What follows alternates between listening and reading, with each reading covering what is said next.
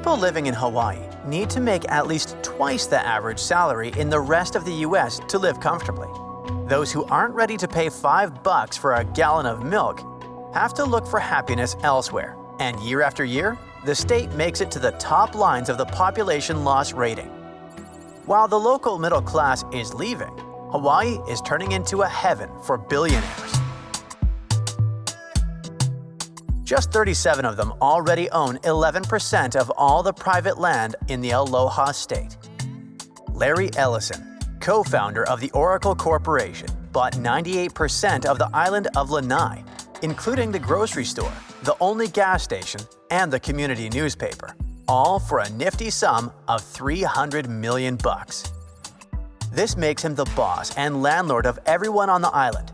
Mark Zuckerberg, the Meta founder and CEO, is building a huge compound on Kauai with more than a dozen buildings, at least 30 bedrooms and bathrooms, a tunnel leading to a 5,000 square feet underground bunker, and 11 tree houses connected by intricate rope bridges.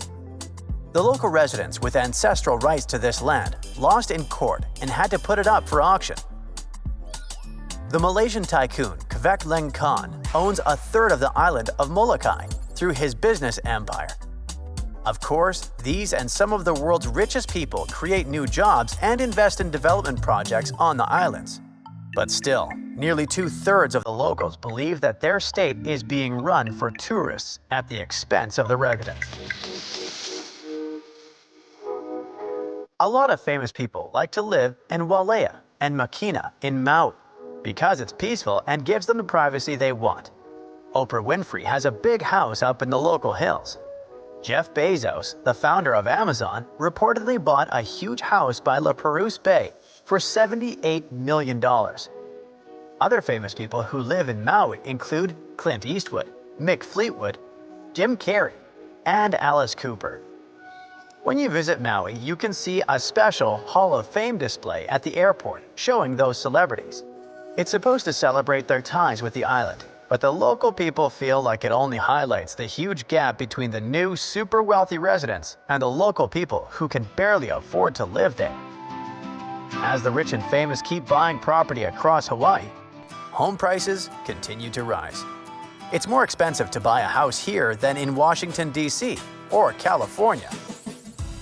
Part of the reason for such high pricing is how the land itself is formed.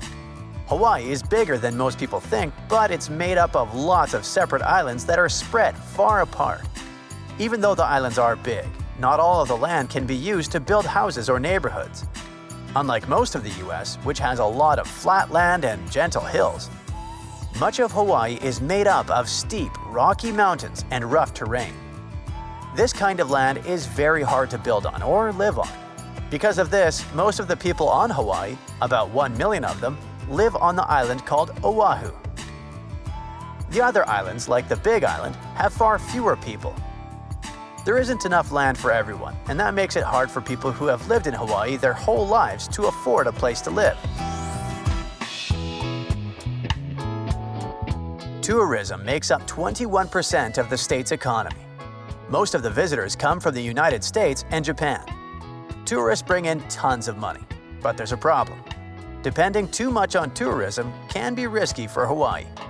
In the recent years, because of we all know what happened, a health rule called the Conditional Sail Order stopped cruise ships from coming to Hawaii for health safety reasons. Many other tourist activities, like visiting beaches or attending events, were also shut down. With fewer visitors, Hawaii earned a lot less money, which hurt the economy. To avoid this problem in the future, Hawaii has been trying to make money in other ways besides tourism. One idea is to invest more in fishing, but this hasn't been easy. At some point, there was too much fishing going on here, and now Hawaii has to bring in 63% of its seafood from other places instead of catching it nearby. There are farms here that grow pineapples, macadamia nuts, coffee, and produce milk. But now, farming isn't as important as it was 100 years ago. Probably one of the reasons is that it's more profitable to sell the land for houses or hotels than to use it for farming. This change made Hawaii even more dependent on tourism and made living in the Aloha State so very pricey.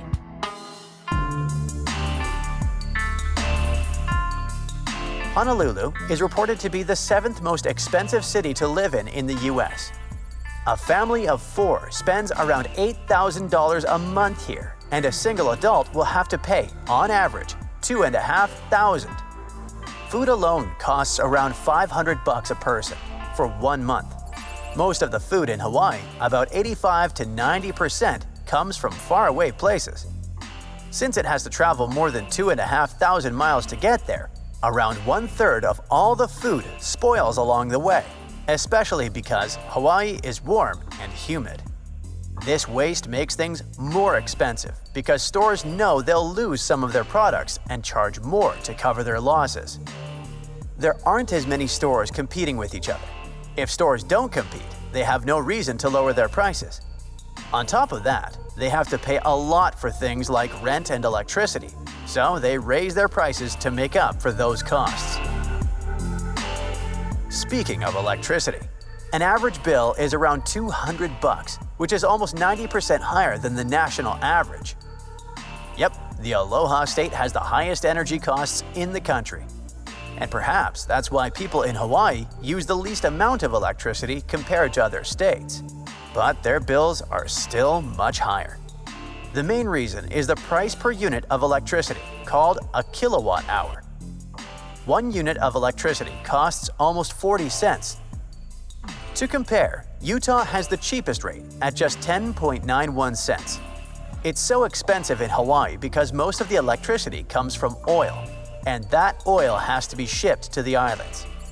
Since Hawaii depends so much on oil, energy costs go up and down with oil prices. On top of all that, the income tax is some of the highest in the country.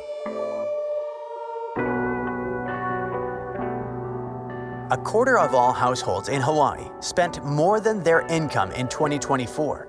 To survive, people used savings and credit cards and cut expenses. They also had to work more hours or get an extra job. They were forced to sell their belongings and borrow money from relatives, banks, or other lenders. Almost half of residents are in the category called Alice, and it has nothing to do with Alice in Wonderland. It means asset-limited, income-constrained, employed. More than 1 in 3 residents lives below the Alice annual income threshold. And then there's also legislation that further complicates things for Hawaii.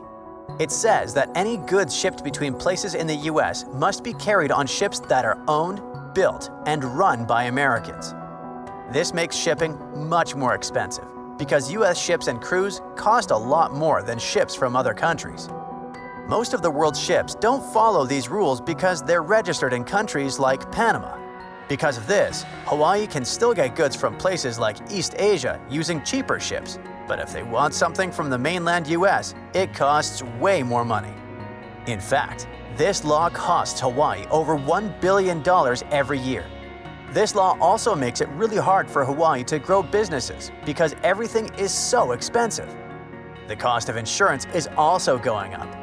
This is because the islands are hit by natural disasters like hurricanes and storms more often now. All of this adds up to making life in Hawaii even more expensive. But even despite all that, the state steadily lands high in studies on well-being. Even people who can barely afford a living are mostly happier, or at least less unhappy in Hawaii than in other states.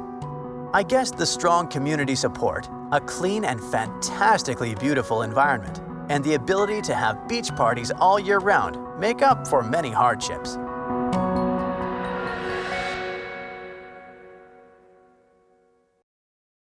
That's it for today. So hey, if you pacified your curiosity, then give the video a like and share it with your friends. Or if you want more, just click on these videos and stay on the bright side.